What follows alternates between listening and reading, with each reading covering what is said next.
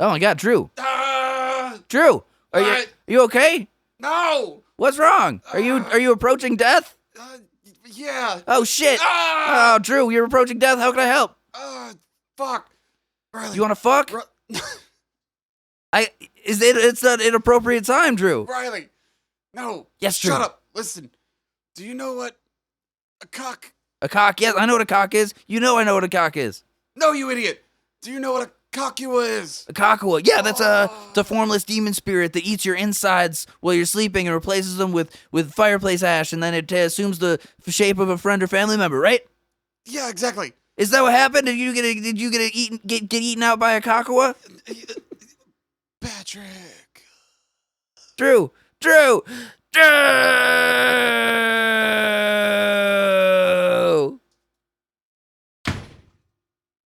Hey, what's up, guys? Oh, hey, buddy. Holy shit! What the fuck? Is Drew okay? What's going on? No, Drew's dead. Drew, hey, let me what? softball something at you here real quick. Okay. So he claims that you are in fact a khakua. Do you know what a khakua is? Yeah, it's a formless demon spirit that comes in the night and eats you from the inside and replaces your viscera with ash, and then assumes the form of someone you love and kills you. What? Everybody knows that. Should we call 911? So Drew says that that's you. What? Like you're a khakua. Come on, man. I'm not a khakua. Listen, I know that it seems like you're not, but Drew said. I'm not a khakua, man. Okay, listen, that's what a khakua would say. But come on. Let's fast forward past this whole like begging and pleading. So what are you saying? You're going to tie me up, take me down to the river, I'm going to shoot you full of eviscerate arrows, me, cut me into pieces, and then eat your brains. Yeah. Eat me with the tribe? Yeah, gonna have to. Can you tell me who the tribe's gonna be? Who's going to eat? Yeah, who's gonna eat me? I mean, really, we don't really have any other friends, so pretty much gonna be me. Might invite Brian the mailman over. I'm gonna revert back to I'm not a khakua. Listen. The rules are very, very clear on this. How much rattan do you have? I mean, I got plenty of rattan. I got a stone axe. I got the whole smagegi here. Okay, so let's just get over this whole thing and let's hot foot it down to the river, shall we? Fine, but I'm gonna complain about it the whole time. Yeah, that's fine. Listen, I'm not gonna eat your penis. Oh, what about the balls? The balls, yes. Fuck.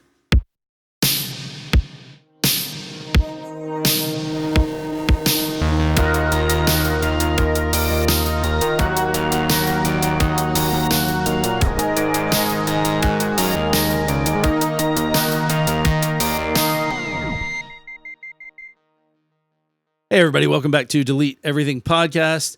This is part 2 of, Uncontacted Tribes. I'm not going to do another metaphor. You heard the last one. Yeah. It's, you know the whole drill. Leave us the rating, leave us the review, do the thing with the comments on the Spotify. If you're listening to this one before you listen to the one that says all that stuff before, go listen to that one instead, because this isn't going to make any sense to you. Yeah, you should listen to the one right before this. I don't understand people who start on part 2s, but some people start on part 2s and it's weird. That is weird. I guess you could do it, but, hey, join us on Patreon. That's fun. Join us on Instagram. You could see photos of this or any other one. Join us on YouTube. Yeah. Join us in holy matrimony. Join us. All right, let's rock. Let's do it. In November of 2018, there was an American evangelical Christian missionary who was killed by a tribe called the Sentinalese. Yeah, I remember that. Yeah, kind of put them right at the forefront of this discussion, the discussion about contacted tribes and the first person to be killed by them. No, in fact, he was somehow steeled himself that it was his job after some other people were killed to be like, well, they won't kill me. John Allen Chow believed that God had given him the mission to contact these people who were thought of as the last untouched people. Which here's the funny thing about the whole missionary thing.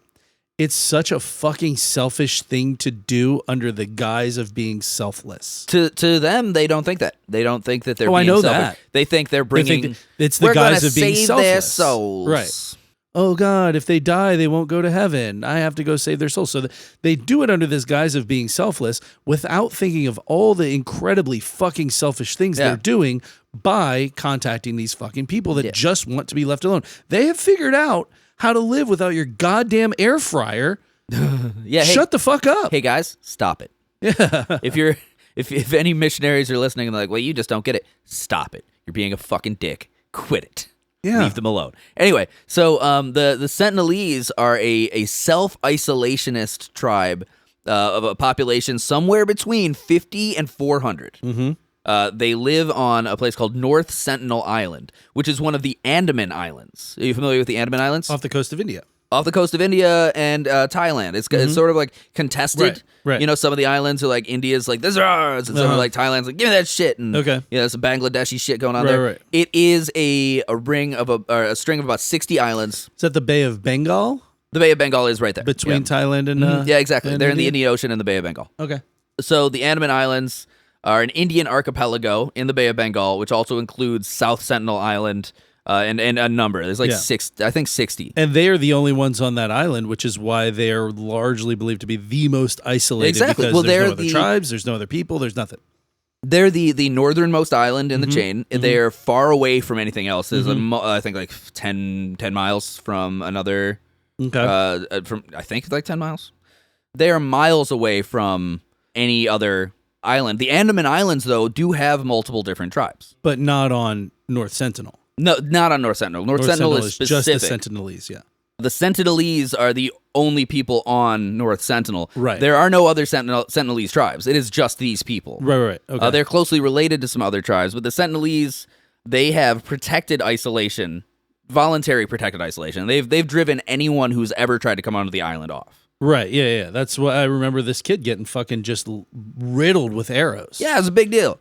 I don't even think he made it off the boat. I think he was like... So he landed. Oh, he did? He went to South Sentinel Island, Uh-huh. which is a contacted area. Okay. That's got tribesmen from I think the Ajawa. Okay. I've got all this in my notes here. Okay. But he stayed there for You like don't have to jump ahead if you don't want to. he stayed there for like a week and then paddled out, landed on one. And he was like, "You guys know about God? Okay, cool. I'm gonna go to the next one." He had a canoe. Well, he had somebody take him out there on a boat. He had his little inflatable canoe, and they were all like, "Don't go."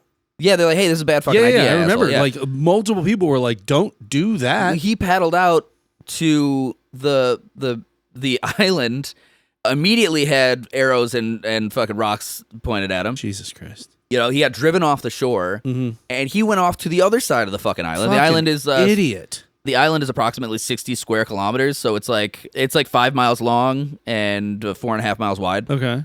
He immediately goes to the other side of the island and lands. He writes a little note that's like, "God has sent me to do this. You know, like Mom and Dad, don't be mad." Then, God damn. and then I he feel gets like out. He that's- just fucking walks into the jungle with a Bible, and then later the same ship that brought him up sees them dragging his body along the beach, which I think is interesting because it is a, hey, look what we did here. Get the fuck away from me. Yeah. But some analysis of that entire like interaction and situation has shown that like the Sentinelese have just straight up shot people before, and the people of the Andaman Islands are fantastic archers. Like one of the skills that like is in this area is that they can tread water and shoot accurately to a distance like 20 meters. Jesus. Like they're like great archers. This guy paddling up to the shore and not being fucking pegged directly in the chest with an arrow or his inflatable boat kind of shows that they were just like, hey, what are you doing? There was some restraint Fuck off. until he went around and Hey, the fuck out of here. And then finally he just gets up on the island. Right. And Keep they're like, poking the bear. there it is. And then they drag his body out and they're like, hey, you see this shit? Get away from me. Jesus Christ. I wonder if he was suffering from any sort of mental illness or anything like that. Like, I mean, Christianity. there are plenty of Christians who... So he alienates the listeners real quick. Yeah, right. There are plenty of Christians who wouldn't feel the No, of need course, to yeah. go to such lengths and then have their fucking lives threatened and then be like, just go around. There's a kind of like missionary element in there that's like, I don't know. It is very much mental illness. I mean, it's... I don't know. I'm not going to diagnose this guy. I've never met him before in my life, but never heard of him until he was getting fucking blasted by Sentinelese arrows. But the story is wild. So this one's interesting for a couple reasons. Okay. One of them is that this is, since the death of John Allen Chow, without a doubt, the most famous island tribe on Earth. Sure. While it's still being like almost completely unknown, the people. Like I said at the top, the tough thing about uncontacted tribes is that we don't know that much about them. Yeah, the people are known as the Sentinelese. The Andaman Islands are home to a number of different isolated tribes that predominantly were only really exposed to the outside world in the mid to late 1900s. Okay. They are in descending order of exposure to the world off of their islands: the Great Andamanese, the Jawara, the Onge, and with the least exposure, the Sentinelese. Okay. There's a phenomenal book about these islands by a guy named Adam Goodhart. It's called The Last Island. He's a historian and essayist that made a journey from the United States to the Andaman Islands in the late 90s trying to learn about the Sentinelese. Because the Sentinelese have been killing people trying to get on the island like forever. Sure. So in the 90s, this guy heard about this. He's like, I'm going to check that shit out. You would think you'd just be like, hey, let's just leave them the fuck alone. I don't think he was interested in contacting them in any way. No, I'm not talking specifically about him. I'm just talking about anybody who wants to set foot on this island. Like, hey, just leave them. It's like if they're somebody killing people that come close to them, let's go poke them. It's like if your next door neighbor was known for fucking killing trespassers on his porch, and you were like, you know what? I made a meatloaf. I think I'm gonna. I think I'm gonna come bring it on over. Yeah. So the book, The Last Island, And then he bucks a shot out the window at you, and you're like, you know what? Back door. I'll go to this back door. So it's a pretty quick read. I think the audiobook is like 5 hours. I listened to it in one day. I was totally entranced by the whole thing. Uh-huh. He doesn't claim to be like an anthropologist or a scientist. He's just a really astute observer, and he made a fucking crazy journey at the cusp of the Jawara and the Onge becoming more active with settlers in the 90s. Okay. He met some people that had met and studied the tribes in the early 1900s, and he became really obsessed with them. So it's a really incredible and a very empathetic work. Okay. So the Andaman Island chain has been known about for forever. It's mentioned in Chinese literature from the 13th century. It's kind of like the northern end of Sumatra. Okay. You know? Yeah. Good coffee. Yeah, for sure. Sumatra coffee is really good. It's about 80 miles off the coast of Myanmar, give or take. It's very easy to overlook. You know, it's in the Indian Ocean, surrounded by fucking colonialist delight of countries. Is it in the actual Bay of Bengal, or is it in the Indian Ocean, like south? So, like, you know, Sri Lanka's off like the southern coast of India. Is it over in that region, or do you know? Hard to say.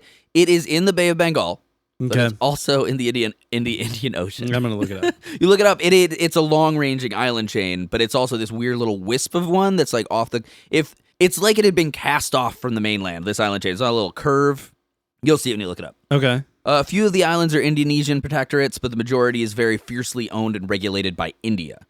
It's very isolated. Right. It's surrounded by like a colonialist delight of different countries. You know, so like the British were raping the coast of the Bay of Bengal for a long time before they even really noticed the Andaman Islands.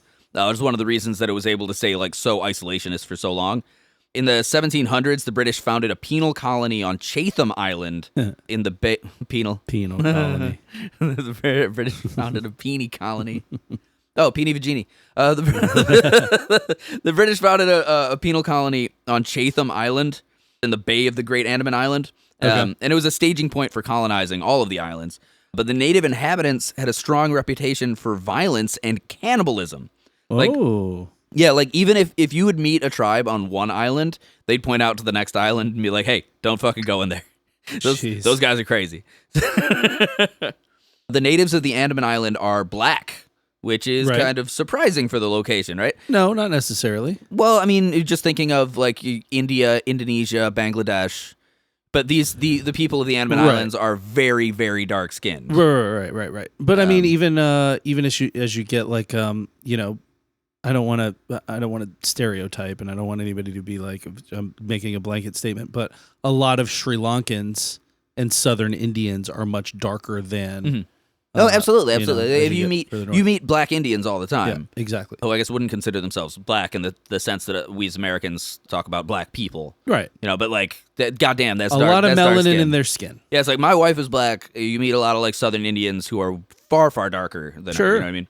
But it is a little surprising because it's a very dark people with very obviously different features than you would see in this otherwise very brown region. Think about Aboriginal tribesmen in Australia. That's exactly the thing. There was a DNA test done not too long ago with Andaman Islanders, and it turns out that they are an offshoot of Australian Aborigines. Yeah, which is so that's That's the thing. And if you follow, And also, I mean, so if you look at Papua New Guinea, just north of Australia, the Korowai tribe that I'm going to talk about next, they're all dark skinned. yeah. So if you follow like an island hopping sort of like like route coming off of Australia, it really does sort of like. And by the way, guess where naturally cusps there. Guess where like star navigation originated.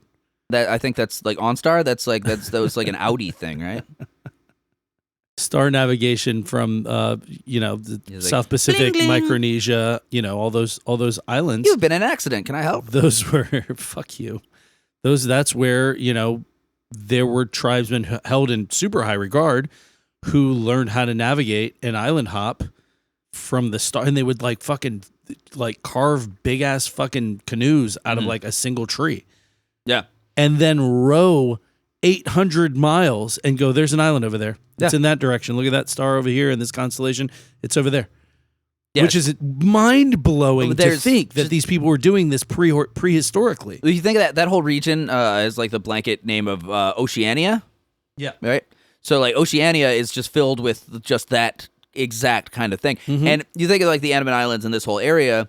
Polynesia was, Polynesia, Micronesia, Polynesia, all of those islands, like the prehistoric or air quotes prehistoric nature of settlement and living on those islands and different groups is all just madcap, like astrology charting and think about where Hawaii is. Yeah, it's in the ocean. With regard to the nearest islands. Yeah, dude. You know the Kon-Tiki expedition, right?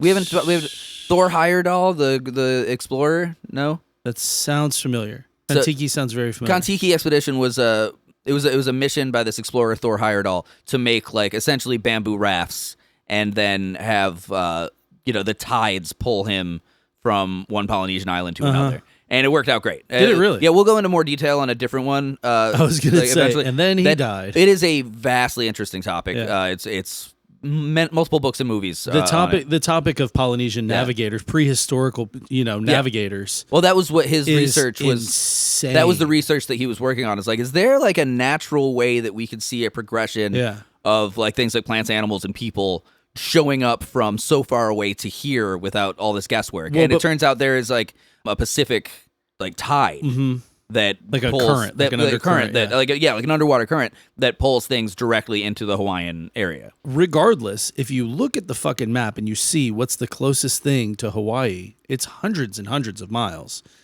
The first person to just go out there. Mm-hmm. What the fuck happens if that's not there? Right?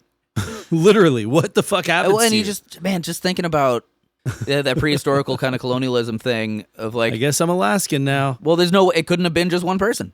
Well, no, because people lived there for and they didn't do bamboo unknowable rafts. They amounts literally of time. They know that they used to fell these giant fucking like trees, and well, the Kon-Tiki thing was like, how did that first thing get there? Right. And he made these bamboo rafts because I think he was coming from possibly Indonesia. I don't. I have to do and more. It's quicker than felling a tree, a 30-foot tree, and It wasn't out. about somebody navigating there. It was about like say just like a shipwreck, a shipwreck, like a shipwreck or something, like having some survivors that ended up floating into that area. Understood.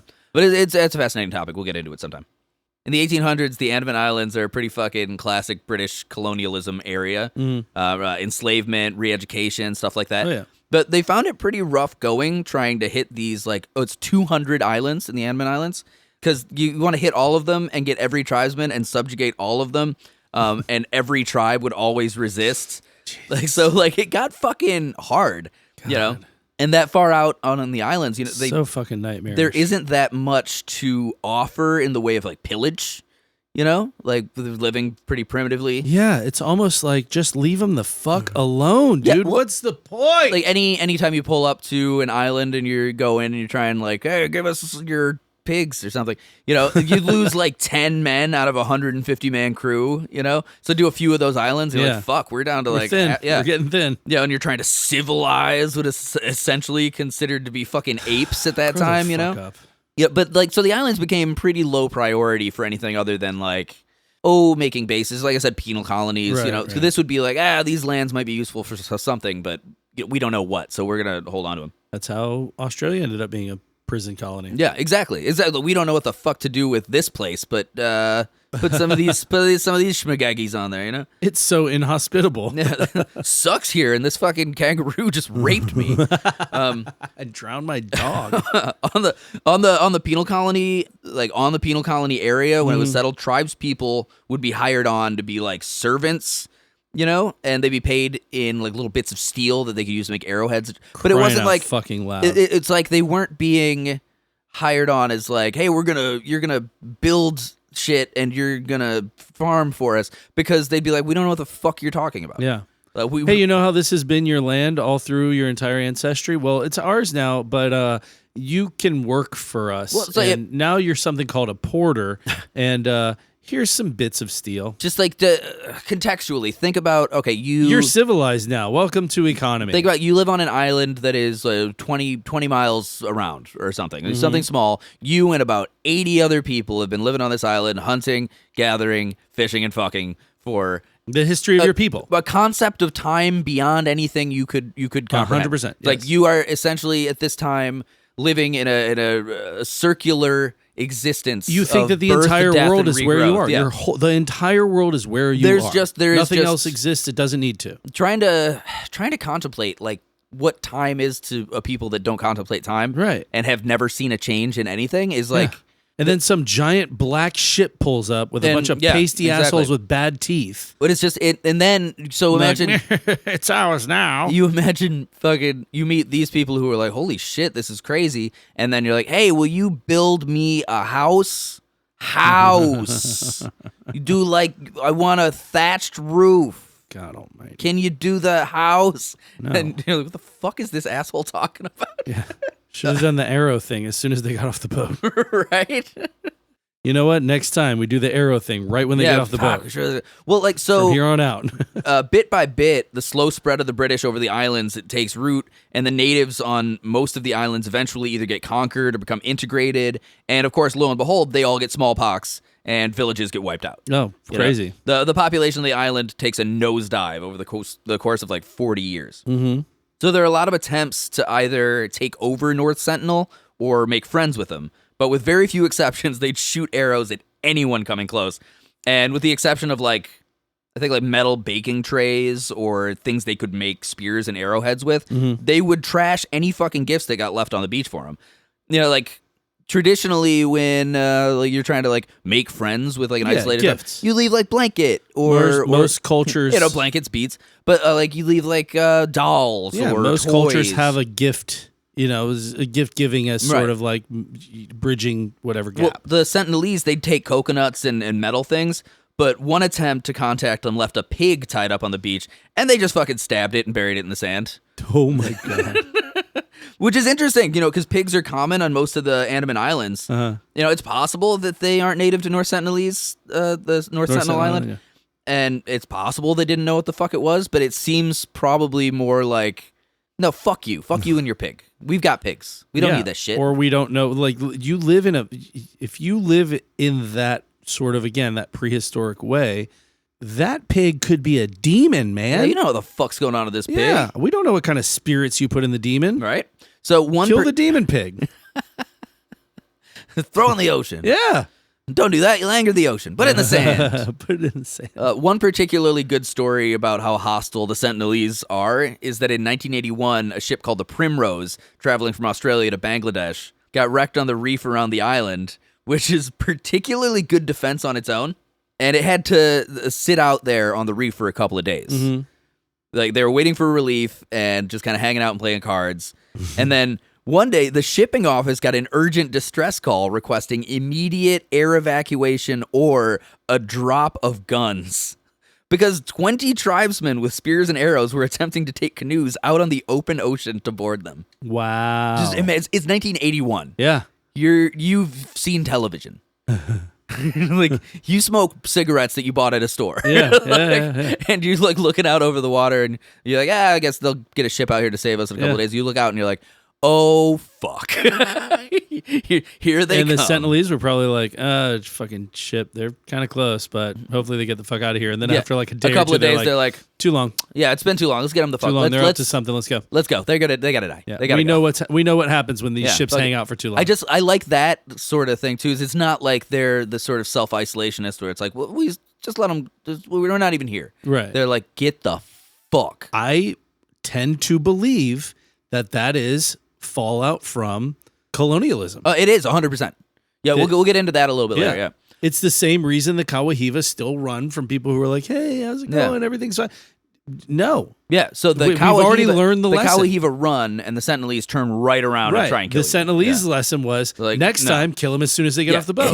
That's exactly right. And then that's been just passed down, and now it's ingrained in the culture. Kill them before they get off the boat if you want. So the members of the crew of the Primrose were evacuated by helicopters before the Sentinelese could get out to them. Mm-hmm. But the remains of like the scuttled ship are still on that reef. Like That's you can nuts. see it on like Google Earth. Really? Yeah. That's so fucking badass. It's so good. So when this missionary John Chow got killed, everyone has an opinion on that guy. Okay. Like, I don't know, I kind of admire the bravery it took to make it out there a little bit. You know, like that's a pretty ballsy fucking move. Drew's like, thumbs down, fuck that asshole. Yeah, I mean, fuck that asshole is really my feeling too. But I hate the kind of arrogance that's fostered by religion that makes you think you'll be protected by God for doing just whatever. I fucking hate that. That is a lot. It's a lot to digest. Well, because let's follow that path down the natural sort of its natural ending, right? So he believed that he would be protected by God. That God loved him and God wanted him to proselytize these people. Hold on a second. And so, Dude, when you get to the end of this, are you gonna say something that I say all the time that's gonna get us in trouble one day? I don't know, maybe. So if you follow that to its natural progression, the only logical conclusion is either A, ain't no God. that's not what I was going to say. Right? That's not what I was going to say. I mean, Seems right to me. Either A, God didn't like this guy, didn't give a fuck about him, and didn't want to protect him, and didn't want him to proselytize to these people. Or B, you're wrong about what your God wants you to do. Yeah, that could be it. That could be the other Those one. are the only two logical explanations. Although Christians would be like, well, no, it was a test from God to David Chow's parents. Was David Chow's the chef? What's this guy's name? John Allen Chow. John Allen Chow. It's just to his parents to test their faith in God. And His father actually came out publicly and he was like, that was stupid. That was a dumb fuck thing to do. Like, his dad was not stoked on that. He's like, no, he lost a child. Yeah, well, he's just over something. But he publicly was like, my son is stupid. He did a dumb asshole thing. I just don't, and I don't even think, and that's what I was saying about the whole, it's an incredibly selfish thing under the guise of doing something selfless, is that if you don't, it is incredibly arrogant. But I don't know that he saw the arrogance. That's kind of the thing. That's part of the indoctrination of the missionary sect. Yeah, and it's just like, oh no, man, and like you just did the dumbest thing, and how he was like in his 20s, right? Yeah, he was like 22. Oh my God. And it frustrates me a little bit that like somebody who's got balls big enough to actually go on an adventure like that went on such an adventure to do something so stupid. That to me, that is a lot of adventure potential wasted, dude. And that's why I immediately think, okay, did he A, have some sort of mental illness that propelled him to go to such lengths, or B, was he just secretly suicidal and masking it as, well, I got this. I mean, that's kind of a cool way to commit suicide if you're going to do it. Yeah. Death by tribesmen? That's cool. It's not to say that the Sentinelese... I would just get lost in the Amazon. That would be my... Ew, it'll take a while. Nobody going to see me ever again. Take a hot minute, it feels like. Maybe. So it's not to say that the Sentinelese have always been like this. The Sentinelese are to say that they're only hostile and have never had contact with the outside world is very misleading. There's actually one big exception to this isolationism, and I'd go so far as to say that it's like the biggest reason that they've maintained their isolation so long. Okay. It's like multiple stories of conflicts with outsiders, right? Like plenty of them. There have been a bunch of people who've tried to. It's an island. People land on islands. Sure. Throughout the through line is that they don't accept big groups. And they know what military envoys are, and they attack anything that looks like that. You know, like with John Allen Chow, it was just kind of like, hey, please fuck off. And then getting onto the island was like, now we have to kill you. Okay. You know, but for the most part, it's like. But the Primrose was like, that's a whole ship. Yeah, the Primrose, that's a ship. And we've seen this before. And yeah, like we have to have a war with them now, you know? Yeah. And that's because in 1867, a ship called the Nineveh, which is an Indian merchant ship, wrecked on the reef, and 106 crew members made it ashore. They had to fend off attacks by the natives for a full week. Holy shit. Yeah, before they were rescued by a Royal Navy ship. How many people died? Oh, like half of them. Wow. Yeah, and they had guns. Yeah, you don't know the landscape. Yeah, like they had. There's a reason we didn't win the Vietnam War, bud. Their ship their ship scuttled. They end up on the shore, and whoa, differences. Yeah. And then it's just like fucking a whole week before they get rescued. It wasn't like 106 people with guns. You'd figure might listen. The Vietnam War, the United States Revolutionary War. Those two were not won with military might and superiority. Yeah, it's like guerrilla warfare, yeah. Those two were won by, you're going to come into our fucking house? We know this place. You don't. So fucking buckle up. The Sentinelese, they understand that outsiders, especially in groups like that, are dangerous. But I would agree. In 1880, a guy named Maurice Vidal Portman, who's a British government administrator. What? Every time I hear the name Maurice, I don't think you've seen The Life and Times of Tim, have you? We've talked about this many times. You're going to have to talk to Maurice. That's all. Go ahead. I'm sorry. So this guy, Portman, he made North Sentinel his pet project. He took multiple expeditions to the island where he didn't meet any hostility at all. Yeah. Really? Yeah, probably because he took a bunch of armed men with him, and the natives, ran into the jungle rather than meeting him because they were like, oh, fuck, we know what those are. He ransacked their villages, and he abducted several natives. Oh, no. Wait, what? Yeah. You said pet project. I thought like he was like... You wanted pets. Fuck you. Well, so... I was still thinking in terms of this guy, Jair Kandor. He's not like a benevolent guy. This guy, he's a British... I was like pet project conservation. He's a British administrator in the 1800s. Like he's a fucking... His pet project is like, let's see what makes them bleed. Anyway, so he gets out there, he brings armed men. Oh. He's not thinking in terms of being like a destructive asshole, but like when they go to the village... No? Will you fucking listen to me? So when we go to the village... He's like, they all run, and he's like, I don't know, I guess we could take some souvenirs. So they like, just take a bunch of shit, including like with the Sentinelese. The Sentinelese Did you say he burned the villages? No, he pillaged. Oh, okay. I didn't say he burned them. I thought he burned them too. No. Oh, he didn't think of himself like frequently. This, like it's the trifecta: rape, pillage, burn. He didn't rape anybody yet. So foreshadowing. He gets to the village.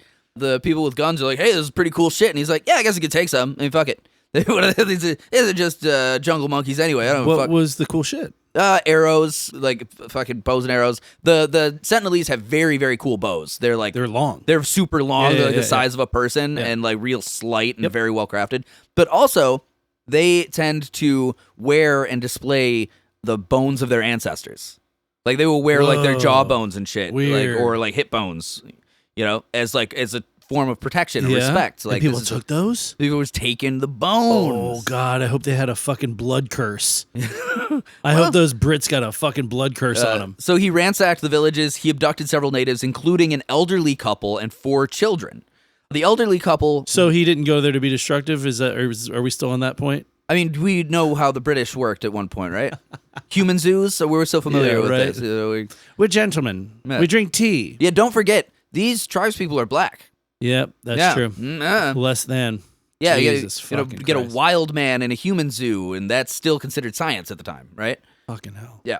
So the elderly couple rapidly sickened and died. Like, it was that quick. Boom, like a week. They're fucking sick and dead. Kind of proving that the Sentinelese didn't have any natural immunities whatsoever to things like any diseases. Yeah, scarlet fever. No one had ever been off the fucking island. Plague, more so than like say even in the Amazon where they might have some contract with other tribes at some point, right? Or even just there's so much stuff floating around because it's a continent. Yeah. On the island, that ecosystem is so stagnant and specific. Yeah. Pathogens don't cross oceans. Exactly. So they have unless you have a plane. They have no boat. fucking protections whatsoever. They may have occupied this island for 20,000 years, so they don't have any resistance in any way. The 4 children also fell a little bit sick, but before it got too bad, they were sent home with gifts. What? Yeah, they were just like, you don't want to. These kids are sick anyway. Fucking drop them back off on the beach. Give them a cloth or something. What? Yeah. So it's a safe bet that they brought a pretty serious illness to the island. So I would posit that the islanders figured out that the outsiders carry disease, and from that point on, they guard their borders very carefully. More reinforcement. That's another like no. If they come, so now if an outsider sets foot on your island, it's Shoot like 'em. it will kill us all. Yeah, shoot them. It is disease inherent. Good. Yeah. Leave them alone. There were If they wanted to join you, they'd build a fucking boat and come join you. It's right there. There were some peaceful expeditions in the 90s where they gave the natives like coconuts and shit, but they were told to leave firmly after a very short time. You know, it was like, keep your distance. Thanks for the coconuts. Get the fuck out of here. You know, and the expeditions ended very shortly after that. North Sentinel Island is a protected reserve monitored by the Indian government, and it's strictly prohibited to travel there. Okay, so one more story before we move on to to whatever other dick piss we're doing for the rest of this fucking episode. Couple little things, but yeah. Yeah. A couple of things. It's only just a main feed topic. It's fine. This is how if you guys don't know yet, this is exactly how we fucking work every week. It's just like, I don't know, do you have some shit to talk about? I gotta... That's so not true. We have like 6 months of fucking topics scheduled. Yeah, that's true. But I mean, like... Well, right now we're down to like 2, but we've got to... Actually, that's one thing we should do too is... pick out what we're gonna do fluff next. Fluff out the. That's a good idea. Because we got on the board in here we've got like a few a couple of months to the first week of August. Okay, and then on that's the end. That's everything. Like on our collected like notes app, we've got fucking 100 4 years worth of fucking topics. 100 plus, 1 to 200.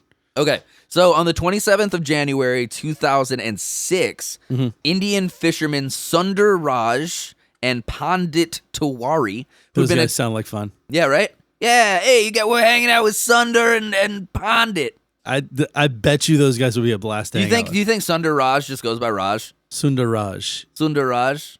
Hey, I'm Sundar Raj. Call me Raj. Hello, I'm Sundar Raj. I don't know. I'm doing the head wiggle. He's doing the thing. head thing. Hello, I'm Sundar Raj. Didn't have to do that shit. We're on the radio. I'm doing a Bollywood dance over here. So Indian fishermen Sundar Raj and Pt.2, who had been attempting to illegally harvest crabs off North Sentinel Island, drifted towards the island after their boat's makeshift anchor failed during the night. Oh, boy. At night? Yeah. Well, the anchor failed at night, so they were like, whoa. They're probably sleeping in the boat. They just, that feeling like, boom. Hold on. You hit land. What the fuck? Yeah. They did not respond to warning calls from passing fishermen, and their boat drifted into the shallows near the island, where a group of Sentinelese tribals attacked it and killed the fishermen with axes. Oh my God, Sundaraj, what are you doing? No! According to one report, the bodies were later put on bamboo stakes facing out to sea like scarecrows. Yeah. 3 days later, an Indian Coast Guard helicopter dispatched for the purpose found the bodies. And when the helicopter tried to retrieve them, the Sentinelese attacked it with arrows. That's the photos, and it's just photos, I think. No, them. the photos of shooting at the helicopter was when they were like doing investigative stuff after Chow. After Chow. And this they're is a all whole like nother on deal. the shore with their fucking bows and arrows. Yeah. God, they're just like, no. Yeah, absolutely not. The helicopter tried to retrieve them. The Sentinelese attacked it with arrows, and according to some sources, with spears. And the mission was soon abandoned. I mean, like, to me, there's a movie called The Mysterious Island that's based off of the Jules Verne novel. Mm-hmm. Do you know who Ray Harryhausen is? We talked about this. Yes. Yeah, Ray Harryhausen was an animator, not to be confused with Ray Bradbury. Was like a stop-motion animator who did stuff like Wrath of the Titans back in the day.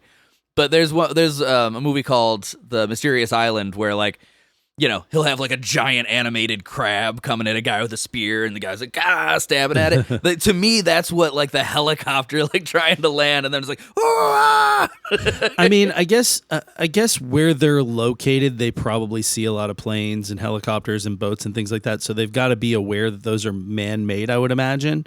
Unlike what we were talking about the Kawahiva with the fucking drone. What? It's a demon. Yeah, so there are contrasting views in the local community of predominantly colonists as to whether the Sentinelese ought to be prosecuted for murder. No. And, well, the images of the hostile Sentinelese shooting at the helicopter. I would say that if you believe in any sort of like self-defense, self-preservation, castle laws, stand your ground, anything like that. Or if you just hate fishermen. It's not a hatred of fishermen. That's a... I mean, sometimes you got to kill a fisherman with an axe. That's been my experience. They don't have guns. You think if they didn't have guns, they wouldn't just be like, pow, bye. So, like if somebody was trespassing in your home? The images of the hostile Sentinelese and the helicopter were heavily propagated in the media, but the images of them burying the dead after being taken down from the Scarecrow thing were never released. But it's a very selective display of like what kind of people they are. Yeah. Right? So like after they took them down from the get off my lawn. They did the Scarecrow thing with the bodies. They're like, hey, get the fuck away from us. And then they buried them. It's not like they didn't piss on them. They didn't fucking leave them up to rot. They didn't leave them for vultures to pluck their eyes out. It seems it's pretty obvious. Any like anthropological sort of like look at that is like, well, that's a respectful thing. They didn't it's want. A warning. They didn't necessarily feel like they wanted to kill these fucking guys. They just did. It's a warning followed by this is what you do when somebody dies, which is, I don't know that I would say respectful. I would say the warning is more important than observing the niceties, right? I think burying a body is more respectful than just fucking chunking it out in the ocean. 100%. So yes. like 100%. Yeah, but what I'm saying, something like that. What I'm saying is that the warning of stay the fuck off my lawn was more important to them. We've got to do this first, then we'll do the thing that, 100%. And like respect them. The display of like putting them on stakes was not something common for them. Yeah. That's not accidental. Also, interestingly enough, although they had some positive press doing some of these like gift-giving things with the coconuts in the 90s, right? This whole deal really fucking negated all of the positive press from that, and people started calling them cannibals again. And they're like, cannibals on the island. Which I don't think there's no... Dude, they stabbed the pig. There's no evidence of that. They stabbed the pig, they buried the bodies. Like, what's cannibalistic about that? There's no evidence of that, Anyway, that's the North Sentinelese. There is a very rich narrative that you can follow if you read that book, The Last Island, which is fucking cool and real fast. I'd recommend just popping it on if you got to take a long drive somewhere. Nice. Well, I've got one more, and then I got a couple little talking points we can do. My second tribe is the Korowai of South Papua, Indonesia. These guys aren't nearly as isolated as certainly the Sentinelese or the Kawahiva, or even the Awa, honestly. They've actually been observed quite a bit. There are documentaries about them. I think one guy, I meant to look his name up. I'll find it here in a second. Went and lived with them for over a year and did a documentary. I think he was there 16 months with the Korowai doing a documentary. Some of these guys work as trail guides. We'll get into the dichotomy of this tribe because it is very similar to the Awa. Mm-hmm. They are still considered an uncontacted tribe. Per my original definition in part 1, they have actively avoided living a life outside of their tribe and their tribal culture, right? Mm-hmm. So no cars, no electricity, no Levi's cutoffs, no microwavable pot pies, right? Right. No like Emeritus Airlines jerseys. I think they might have some of those, but they were originally discovered about 50 years ago in 1974 by a group of Western scientists on an expedition in this sort of remote, isolated region of South Papua, right? If you look at Indonesia coming down, off of the Indo-Chinese peninsula, it kind of goes down and it's just there's the main island there and then a string of archipelago islands all the way down to South Papua, or down to Papua, which is just north of Australia. Every time we have like a little gaff, I just like feel Drew like... Patrick's easy to edit. You're a bitch. Hey, I'm great. What do you mean? Drew said you're a bitch. You a bitch, homie. So they were originally discovered about 50 years ago in 1974 by a group of Western scientists on an expedition in, like I said, this remote, isolated region of South Papua, right? On a routine expedition. Mm-hmm. Did they face the greatest earthquake ever known? Maybe. Land of the Lost. Wow. So the Korowai are kind of a semi-integrated now. We're going to talk about the whole thing here in a second, right? So like the Kawahiva, they are hunter-gatherers. They do a little bit of planting. Do. but they primarily depend on what they can harvest from the land and the river. They're phenomenal hunters, phenomenal fishers. They harvest a lot from the forest. Like I said, they plant some things, but not a whole lot, right? Unlike the Kawahiva, they don't live in an area with oil or precious minerals or lumber that's worth a damn commercially. So they're pretty solid to just do their thing without worrying about the outside world. That's cool. There aren't a lot of, there's nothing of value. It's not an accurate sentence. Obviously, the jungle is of value. It's commercially of value. There's nothing of intrinsic monetary value. Right, in the jungles where they live, right? So, like I said, they pretty much good to chill where they're at. Also, unlike the Kawahiva, their country has protected and even helped them as a tribe to maintain their way of life. So Indonesia has been very like, this area is protected. They've opened a number of villages for them in South Papua where they've built homes for them. And that's where I was sort of talking about this dichotomy of the Korowai, right? Because most of the tribes people prefer to live out in the forest. There are some that live in these villages that were built for them. And those are the ones that are like, they work leading expeditions, they work doing stuff on the water, right? You know, like trail guides or even doing like menial labor tasks, stuff like that. They are the ones that live in the villages, and then the ones that live in the forests are sort of more isolated and just avoid the other stuff, right? Another reason why a lot of the tribes people prefer to live out in the forest is that they depend a lot on sago. Sega? Like Genesis? Sago palm. The sago palm. Sago! I was going to say the meat of the sago palm, but it's not even. It's the whole fucking sago palm they use for like everything from clothing to food to religious ceremonies. There's a lot of stuff. When I was really into Sonic the Hedgehog, I get sago palm a lot. So like my hands would get really tired. Stupid. Oh, God, I hate it. So, yeah, the sago palm is very wrapped up in their culture. And so they'd rather live where they can easily get to find and extract and prepare sago from the sago palms, which is unfortunately not where these villages are. Right? It's more in the forest. So one super cool thing about them, and maybe you guys have seen this, they build big-ass tree houses. Yeah, I got a picture pulled up, actually. That shit is crazy. Yeah, so imagine like a primitive thatched hut that you would imagine someone from like a jungle tribe living in. You know, it doesn't even look quite as primitive as like, usually you figure like a primitive hut is kind of like just like reeds sort of piled together. This is like a fucking house. It's like a little A-frame. It's a fucking big ass house. Yeah, they've got like a pitched with an attic sort of situation going on in these houses. So sometimes they're only like 20 feet or so up in the air. Sometimes they're over 100 feet. I was reading about some that are like 140 to 150 feet up in the air. Yeah, I'm looking at one right now that's got to be a good 80, 90 feet in the air. Yeah. Pretty cool. Yeah, they've got a whole pitched with they got like gables and eaves and shit. Like it's like a constructed home. It's pretty cool. And like, think about this. How do they figure out the architecture of building these? Like, that's not an easy thing. I don't know. I feel like maybe the pitched roof is it's a gimme, you know, like rain falls off a pitch. So it's like, you know, you got your basic 4 walls and then you put a pitched roof on. You think you could build one of those and not have it fucking fall? In a tree? Yeah. Up in a tree. By the way, you're not using fucking through bolts and, you know, you don't have any lag bolts or power tools. No, I get that. I mean, you got to weave a lot of shit.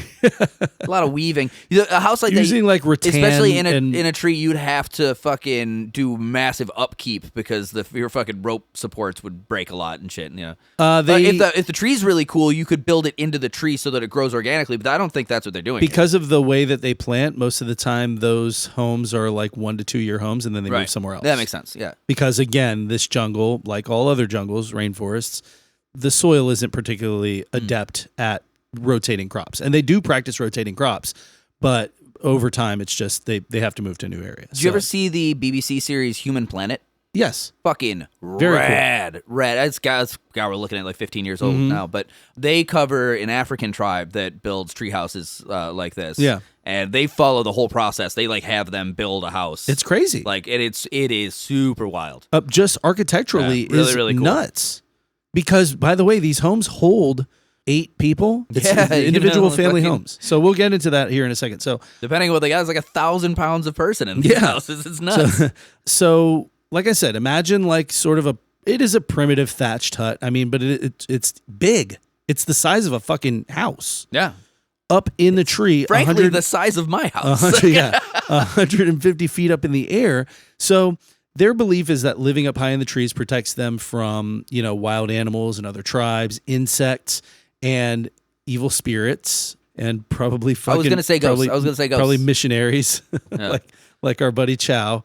Fucking Jehovah's Witness knocking on the bottom of your fucking treehouse in the morning. Can I come up? You're like, no. On a Sunday morning. You know, Hey, do you have time to talk about Jesus' salvation? when you think about Down. Tarzan's house, what do you think? I don't. Say if you were going to. If I say Tarzan, the house Tarzan was found in as a baby. Little grass hut. Think it was a grass hut? Yeah. Cool. Because like in the Disney version and a lot of versions, it's a tree house much like this. Is it really? Yeah. In the book, it's a very well put together house like on the ground. But like most of the images that anyone ever has of like Tarzan, if you consider like where it was a baby, is this treehouse. Huh. Yeah. So yeah, they've got these that it turns out a big part of it too is that it protects them from flooding, as these areas can get a lot of heavy rainfall in a short period of time and the rivers rise. Makes sense. And there's a lot of flooding. So in this part of the world, it makes a lot of sense. yeah. So, and they've got, ladders that they can lower and raise depending on, I guess, if you want company. Side note, the Korowai are not the only tribe in this area. So, and the like the Awa, the Korowai is like a big umbrella of like a lot of little tribal families, right? I found through this and reading some other books lately, actually, that a lot of like the big overarching names for groups and areas just mean people or the people. And we talked about this in our westward expansion. Yeah, it's super prevalent in North American natives, South American natives. Like Navajo was not just one big united people; it was several smaller tribes that were sort of and loosely affiliated. Then the word Navajo translates to the people, right? Exactly. So like this is sort of consistent across Western culture, coming across indigenous tribes that they don't really understand, and so they just kind of go, these people are Seminole. Yeah, and the Seminole are like, well, wait, us and them, like we know them, but like we're different tribe. Yeah. And they're like, nah, you're Seminole. Shut up. You're a fucking Seminole. You know it, you dumb bitch. So because the tribe is a large, loosely affiliated tribe of several different families, and there are other tribes in this region, there is a lot of intertribal warring. And so I would imagine that being way up high in the trees is a pretty solid way to see people coming and to warn like the rest of your tribe if that's the case. Also, if your ladder is up, how are they even going to fuck with you? Yeah, usually when I see somebody coming, I want to see it real up close. You could just start chopping down the trees. You got like one of those that I saw had like 8 trees. Like coming. I know. I just brushed. I powered through. Chopping down the trees. Talk about some hardwood.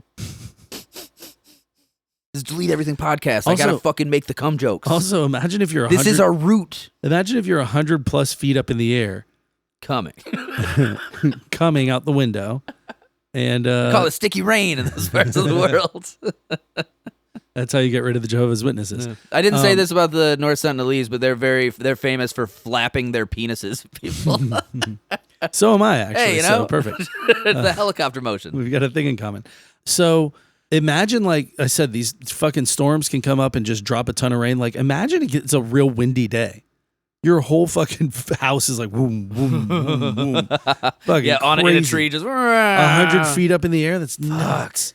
That actually is crazy because, like, if it's in, there are some here that are just straight up in a tree. Yeah. Like, you know. Like most of them are like about 3 trees. I think. I feel like there's like a center one, and then usually a there's couple some others. they use kind of like beams. Yeah, there was another one that I saw that was probably 8 trees, so it was like 4 in the front, 4 in the back. Right. I'm looking at one here. I'll just pull this up. Like this guy right here. That's fucking Jesus. That's up 1 tree, maybe 2 that have been like pulled together. That one next to him is like 50 feet up. How high is that guy? That's the 80 or 90. Yeah, God but like damn. if somebody's up there and it's real windy, that thing's just going boom, boom, bing, boom. Whole family's fucked up. But so by the way, tie yourself into the living room. By the way, yeah. So now that you've seen these tree houses, they're divided into multiple rooms. That's fucking cool. And each room has a fireplace. Oh. It's a cultural thing. Everybody gets their own fireplace. That makes sense. Is that fucking like treehouse made out of like wood and sago bark and palm fronds. Well, and we're gonna put a fucking. They use like dried clay. Traditionally, like every house ever has been made out of wood, and everyone's always had fires in it. Yeah, That's that's just like, look at the Chicago fire. You know, The way that they build it is they use, like I said, they use like a dried clay. So they wet the clay, they form up the fireplace, and it's got a hole in the bottom to poop. No, like to kick your embers and stuff out. Oh, I see. And they build it in a way where if do the fire, do they have like a bathroom in there? You think there's like a hole in the floor in one of these rooms? You probably go downstairs and poop. That's middle of the night. That's a long fucking climb. You're afraid of a fucking, what is it, Papua New Guinea? Yeah. It's not gonna be tigers, right? It was fucking. No. There's gonna be a big predator in there somewhere. There's venomous snakes. Like a sure. You don't want to fucking go down there. You gotta poop out the window. You know what I would do? Poop out the window. No. So you see a lot of cross beams, especially if they're using multiple trees. There's cross beams to keep the trees together. Probably in the case of wind, so your house doesn't split in half. I would just get down to one of the lower ones and just position myself where I'm sitting on that. But I'm only like 8. Yeah, 10 I saw a feet friend of above mine poop out of a tree one time. Did you really? Yeah, his name's Dwight Mosby, and he is one of the listeners to this program. What's up, Dwight? So and they also build it in a way where if the fire gets out of control, they can it's like built in a way where they can like chop it and break it, and it just falls loose from the house. Right. So men and women sleep separately. That's a big cultural thing. They sleep in separate rooms, and there's like a gender dividing line in the house. Yeah. Like you're not supposed to even cross the line. If you're a man, you don't go to that side. If you're a woman, you don't come to this side. Where are you supposed to do the nasty? Not in the house. Not in the house. No. Not on my floors. No. You don't. There's no conjugal. You go fuck in the jungle. Yeah, like you fuck in the jungle. Exactly. You fuck in the jungle. You and me, baby, we're none of the mammals. So they wear like grass. The women wear grass skirts and no top. The men wear like nothing. They're just dicks out. And yeah, that's their fucking culture, man. That's their shit. So yeah, like by the way, the men also traditionally can take multiple wives. So if you think you've got it bad, try adding a couple more wives and 100-foot drop into the mix. Wow. But I'm working on my type 5, guys. This is a fucking Catskills ass comedy right there. Hey y'all, I'm Patrick Wall. You got me for 10 minutes. So I mentioned the warring tribes things, the intertribal warring and stuff too. A lot of bullshit in this country or in this tribe happens surrounding witches and sorcery. Seems pretty common. They're a big witches and sorcery group, right? Like, if a dude steals your wife, no big deal. He's just got to pay me a dowry now. Right. If a dude steals like a fucking, I don't know, something from my house or like fucking crops or like an animal, no big deal. Drop off a pig or two and we'll call it even. If a dude is a witch, buddy, shit is about to get realer than real. Like cannibalism real. Oh, like we'll fucking eat you for being a witch? Yes. Nice. So there's a lot of talk about sorcerers, like a strange amount, to the point where it seems like much of what they do throughout the course of any given day is done in a way that like, well, what if sorcerers is constantly in the forefront of their like the way you might do, like if you have a heavy errands day, you got to run a lot of errands today, and you like think about, well, this part of town gets really busy at this time, so why don't I go this way? I'll hit this and then go here and then just do a big circle, and then by the time I'm done, I'll be over here by the fucking get myself an ice cream before I go home, and then that'll be the fastest way. Right. They think of that, but with sorcerers. I'll say, so I can see. I'll run by the store real quick. I can get dish soap. Yeah, but that guy's wife is a witch, and a witch, so I gotta stay away from the witches and sorcerers on that side of town. So I guess I'll go to this other one. Yeah, I'll go here but first, and then by that time, the guy that lives in that hut who's a sorcerer should be out by the river, and then I can pass by him without worrying about it. How do the sorcerers do stuff? They like this seems like a large population of sorcerers. Honestly, once you get accused of being a sorcerer, you're fucked. So very much fucked. So they're thinking more in terms of like, I don't know, Mike down there has been seeming kind of sorcery lately. I'll give you an example, and you're going to be like, oh, that's fucked. So before we get to that, the Korowais, as far as religion goes, they believe that the living inhabit an inner zone and the dead reside in an outer zone, beyond which are great seas where everyone's going to perish when the world ends. Yeah. Right? Tracks, So yeah. inner zone living, outer zone dead, beyond that, just seas forever and ever and ever, and that's where we all fucking die. One reason, by the way, that the Korowai never converted to Christianity, because there was a lot of missionaries that came out here. In fact, one or two of those villages I mentioned before were built by missionaries before they kind of decided, like, more recently, they've taken a much more hands-off approach and just been like, if you don't want to, that's fine, but here's a house. Their belief, the Korowai's belief, is that contact with a lasheo, which is a bad spirit that appears as a white man in clothes, Woof. would destroy their world. Yeah, you got to look out for that. Which is wild how fucking prescient that is, considering history. Right. Like, hey, if you see any white guys wearing clothes, the whole world's going to end. We're fucked. Yeah. And accurate, mostly. They believe that evil spirits are most active at night, and so therefore they don't leave their tree houses after the sun goes down. So I guess if you got to poop at night, you got to poop out the window. Yeah, I told you. Or out of a hole. You got to poop. You can't go downstairs. There's the evil spirits out there. So, by the way, think about the stakes of that. Like, if there's some emergency where you've got to, like, leave the treehouse. You're like, fuck, snakes, sorcerers. Well, and then what if something happens? What if something out of the ordinary happens that the whole tribe catches wind of? You're a fucking sorcerer, aren't you? You left the house at night. Dude. Ooh. Yeah. The fucking river flooded that night or whatever. You know what I mean? Like, You're like, no, I left my stuff down here. yeah. And then they're like, nope, you're like, possessed by a demon. Sorcery stuff? Get the fuck. Now everybody's got to eat you. So I got most of my information every once in a while. So I try not to do this. I try not to depend heavily on one particular source. But every once in a while, you just find one that's too difficult not to lean really heavily on. So I found an article from factsanddetails.com, and it's from 2015, but they pulled a bunch of different sources and created like a really, really detailed outline of the Korowai. And that's, I just wanted to give credit where credit's due on this one. So they talk a lot about this guy, Paul Raphael, right? And Paul Raphael wrote this article in the Smithsonian Magazine. He didn't spend a ton of time with the tribe, but he documented everything. And then they also referenced this guy, Will Millard, who is the guy that I said spent, I think it was like 16 months with the Korowai. And he actually did a TV miniseries. He had a whole documentary crew, and he did a miniseries called My Year with the Tribe. So they use his stuff quite a bit as well. So like I talked about earlier, there's this division of the Korowai who live around outsiders and the Korowai who live in the jungle, in the tree huts, etc. Right? It's this sort of umbrella of the Korowai, but it's more honestly small familial tribes. They're very tight knit, and so the ones family groupings essentially. Yeah. So the ones that live where they're around outsiders, where they're directly in contact with outsiders, they are the ones who tend to do these jobs and sort of make money and whatever. They trade bananas and sago and whatever. The ones who live away from everyone, the ones who live isolated, are called the Betul, Betul, right? Mm-hmm. These are the ones who refuse to interact. There's a story from the 90s when some visitors crossed it's called the pacification line. It's basically where their protected territory begins. Pacification line is kind of telling. Yeah.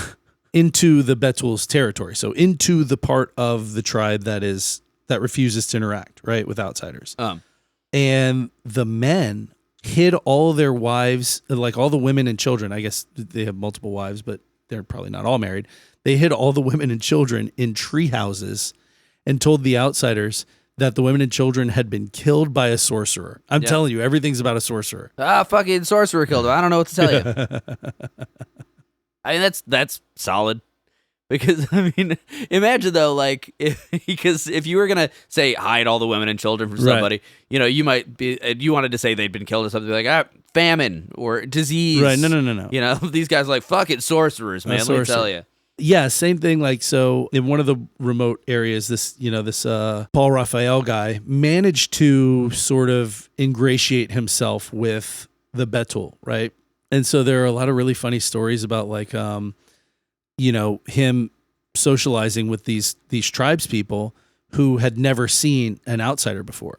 And so he like wrote, there's one quote he wrote where he's like, a youngster tries to yank my pants off and he almost succeeds amidst a gale of laughter.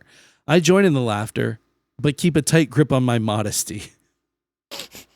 Cause they're like, what is this guy with his fucking clothes? What are you doing? Take your dick out. Wear weird shit on your dick. That's crazy. What are those? Let's get it out of here, big boy. Come on. Your legs are inside of other legs. Get them off. What are you wearing? Some sort of primitive armor? Let's see that dick. Let's see that dick. They sorcerers wear pants, you know. You will want to be a sorcerer, do so you? Apparently they have a really hard time understanding clothing. They call it Laliokal, ghost demon skin. Ghost demon skin. Yeah, fucking band name. It is. Yeah, they believed that it was like an extension of his skin. Like the shirt and pants. It was like a different skin that he could take on and off. That actually makes a lot of sense because I'm looking at pictures right now of the Korowai, and I've got a picture right here of a young lady who's wearing a grass skirt and like a top that has obviously been given to her. It's like a spaghetti string top, but she's got it fucking like looped around and just kind of like it's all crazy. It's like, it's like, I don't know how to do this. They just kind of threw this shit on however which way. God, yeah. Like I don't know, you want me to cover the titties? I guess I don't know. They keep telling me to cover my titties. I don't know what's. I don't have time for this. All right, fine. Give me some of that ghost demon I skin. got jungle shit to do. I don't. So they are also a pet people, but they just do pigs and dogs. But pigs are like super sacred. So like I said earlier, somebody takes your wife. Now they owe you a dowry, usually with pigs. Right. Somebody steals something from you. They usually settle it with me a pigs. If there's some big ceremony, some big event, something like that, that's usually when they'll kill the pigs. But for the most part, the pigs are like part of the family. Yeah. You know what I mean? They keep the pigs, they keep the dogs. Dogs they use for hunting. Apparently, they're very, very good hunters, very, very good fishers. Tight. Fishermen. Fisher people. Fishers of Men. Fishes of Men. That's a band, right? Fishers of Men. I thought that was a Bible quote. It definitely is a Bible quote. So I mentioned the Sago, you know, how important that is to their culture. Yeah. So they have something called Sago Grub Festivals. Oh, tight. There's a story where like Is that for the Dreamcast? There's a story where like this Paul Raphael, like being with the tribe, obviously they harvest what they can from the jungle. So some girls from the tribe bringing him shit like, you know, frogs and locusts and spiders that they had just caught and been like, here's your breakfast. Fuck yeah. He's like, if I'm staying with a tribe and they bring me a plate of spiders, like I will be vaguely suspicious that they're fucking with me, but I'll still eat them. Yeah. Well, he said he wrote 2 years in a Papuan town has taught me that we laleo wrinkle our noses at Korowai delicacies. Ah. So those are things that they're like, dude, fucking frog, man. I'm trying to give you a frog for breakfast. And he's like, that's a good frog. That's like this is a fresh, it's still hopping. Frog's got some girth. Look at him. Good That's frog. going to be a crunch. What do you don't like spiders? Oh, fancy city boy. You don't want to eat spiders, moo. Yeah, like I said, they have these sago grub festivals, which obviously are grubs that live in the sago palm. And this is like it's like a feast thing. It's like a festival thing. You know what I mean? So he joined a Korowai family for one of these sago grub festivals. And so, again, he writes, after an hour's trek, I reach a clearing about the size of 2 football fields and planted with banana trees. Dominating it is a treehouse that soars about 75 feet into the sky.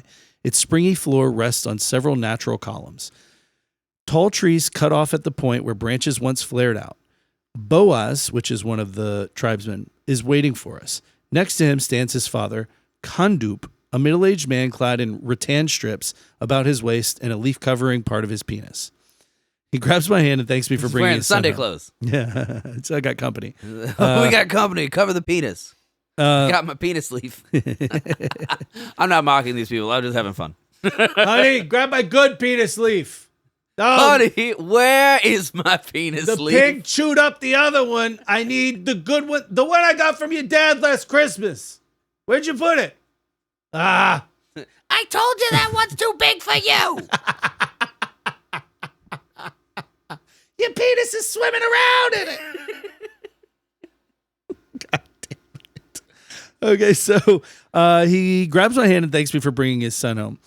He has killed a large pig for the occasion, and Bailom, with what seems to be a superhuman strength, carries it on his back up the notched pole into the treehouse, 75 feet into the fucking air. God damn. Inside, every nook and cranny is crammed with bones from previous feasts, spiky fish skeletons, blockbuster pig jaws. I don't know what that means. Blockbuster Pig Jaws. Good band name. The skulls of flying foxes and rats. The bones dangling. I dated this girl in high school. She had Blockbuster Pig Jaws. I don't know if that's hot or not. The bones dangle even from hooks strung along the ceiling, near bundles of many-colored parrot and cassowary feathers. They eat cassowary, by the way. You know what those are, right? The big fucking ostrich-looking fuckers? Hell yeah. They're the things that will disembowel you. Yeah. They're like, that's cool. They hunt and eat those. Because one of my favorite, I've mentioned this before on this podcast, like the legend of the Thunderbird in North America is possibly strongly influenced by the fact that North American natives used to hunt these giant fucking prehistoric predator birds. Cassowary into extinction. Yeah, but they were like massive cassowaries. They were like fucking a story tall. Yeah. So like these guys are still doing the same shit. I like that. Because cassowaries don't just fucking run; they fight. Oh hell no. Yeah. They're badass. Axes on their heads.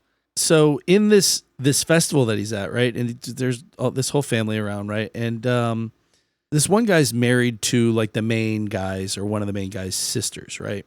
The guy's name is Kandup. Did I already talk about Kandup? Yeah, you mentioned Kandup. Okay, Kandup. He is talking about khakua meals. He says he's dined on many khakua. You've dined on many khakua. And the taste is the most delicious of any creature he's ever eaten. Khakua is their word for sorcerer. Oh. Hey-oh. He's talking about eating people. Well. Yeah. So there's... fucking just like, man, the food's been pretty bland lately. Hey, sorcerer. Yeah, you. right? Yeah. You're a fucking sorcerer. And it's not all. There are other guys who went out there and tried to sort of get, again, ingratiate themselves with these guys. And doesn't always go well. Like there's one guy, Steinmetz, who tried to go out there and, he had met one of the tribesmen and was like, oh yeah, we'll go and meet my brother and blah, blah, blah. And they go over there and the brother's standing there with a bow and arrow and it's like, why are you here? There's nothing here for you. It would have been better if you had kept far from here. And so they fucking turned around and hightailed the fuck out of there. So yeah, it was, they ended up coming, talking to his brother? Or they ended up coming back like the next day because the guy talked to his brother. And then when they came back the next day, he was less aggressive about it. He's like, don't fucking bring sorcerers in my village. All right. Yeah. There's a lot of fucking crazy ass shit, dude. It's fucking these guys. So yeah, these guys are kind of like your class. I mean, like I've said, stereotype already. That's like it's your classic. Like this is a savage tribe, cannibalistic. Yeah, like they got they got bones in their noses and shit. Yeah. Like if you ever played The Secret of Monkey Island, like a fucking Korowai village looks a lot like the villages you find in in that shit. So there's another quote from Paul Raphael here again. Having ingratiated himself. They ate my legs. He's talking about... They don't need them. Oh, they look tasty. He's talking about going and actually, getting to go out into this remote area of the tribe and go into the treehouse. They're very, very reticent about letting people into their treehouses. Like I said, the treehouses are specifically gendered one side and another, and it's basically just for the family, right? So he's talking about, he's hanging out here and he's describing the inside of the treehouse and everything. Sort of what I said about the separated rooms, each with their own fireplace and hearth, and the construction that I explained already with the hole in the floor, and it's designed to be able to cut loose if the fire starts to burn out of control. But he's talking about a middle-aged man with a hard-muscled body and a bulldog face straddles the gender dividing line. Speaking through Boaz, who's the translator, Kembaren makes small talk about crops, the weather, and past feasts. The man grips his bow and arrow and avoids my gaze, but now and then I catch him stealing glances in my direction. That's Lepiadon, I'm going to guess, is his name. So Lepiadon is the clan's Kenmenga Abu, or Fierce Man. So this is the guy who leads the tribe into battles. If there's ever like a clan fight, That's fun. Like, hey, I'm going to take you in the big scary mean guy's house. he's the guy. He's fight that takes man. it. We got a fight Yeah, man in the and village. this is Let's the go guy- into his house. He doesn't want you there. Yeah, this is the guy clutching his bow and arrow and avoiding eye contact. Like right? he's our designated kill people guy. Yeah, We're gonna He's the go guy in that his. gets everybody We're gonna up. go in his house. He really doesn't want you there. Come on. So and When and- we're there, make sure you make big noises and go ooga booga. So, and he even says, like, Lepiadon looks like he's that dude. Like, he's the guy who's up to the task of fucking leading the clan in to do this shit, right? So, a clan of 4, this is the translator again, Kembaran, or one of the translators, I guess. A clan of 6 men. I think Kembaran is the guy taking him there. He's part of the tribe, and Boas is the translator. So, anyway, Kembaran says, a clan of 6 men, 4 women, 3 boys, and 2 girls live here. The others have come from a nearby treehouse to see their first laleo, which is white person, Right. demon. So, Yeah, white demon with fucking 2 skins. yeah. It basically Freaking is, everybody out over here. basically translates to white devil. So after an hour talk, the fierce man, we're talking about Lepiadon, moves closer to me and still unsmiling speaks. I knew you were coming and expected to see a ghost, but now I see that you're human like us. Oh, that's compassionate. Yeah. He's not happy about it. He's like, I really wanted to see a fucking ghost. So Kembaran at that point is like, you know what? This is a good sign, but we shouldn't push this first meeting too long. Like, we should probably like get the fuck out of here, right? So they start to like get ready to leave, and Lepiadon follows them down to the ground, and then he grabs Paul Raphael by both hands and starts bouncing up and down and chanting Nemayok, which means friend. And so Paul Raphael's like, you know, I'm kind of bouncing with him, just trying to keep up, because this seems like maybe it's like a ritual, farewell. And he said the guy just kept like increasing his pace and jumping faster and faster and faster. And it like just was like this frenzied, like leaping up and down and screaming Nemayok. And then, yeah, and then suddenly he stops, and like Paul Raphael's like, I'm fucking out of breath, dude. Like, Jesus Christ. So he tells the translator that he wants Paul Raphael to stay longer, but they've got to leave to return to Yanoruma, which is one of the villages that's sort of the integrated part of the tribe, right? So as they leave, right, as they're getting in this canoe to leave, Lepiadon squats by the riverside, again refuses to look at Paul Raphael. And so the boatmen like push away, and suddenly Lepiadon jumps up, scowls, puts a fucking arrow in his bow, yanks the string back, and aims it at Paul Raphael. Oh, shit. And holds it there. And then after like a second or like a few seconds, he smiles and lowers the bow. Apparently, this is the fierce man's way of saying goodbye. Solid. I'm going to scare the fucking shit out of you, white guy. That sounds like your shittiest cousin. Yeah. What if every time we went somewhere, I like just pointed a fucking gun at your face, And just you're just like deadpan fucking And just- angry scowl? I'm just playing. Gotcha. I'm just kidding. Bye. Wish you stayed longer. Bye. Bye. Tell your mom I said hello. So this is an interesting part, right? Again, Paul Raphael, who by the way is an Australian guy, when he was visiting, at one point he was talking to some of these tribesmen, right? He wrote a book, by the way, just full disclosure. The name of the book is Among the Cannibals: Adventures on the Trail of Man's Darkest Ritual, right?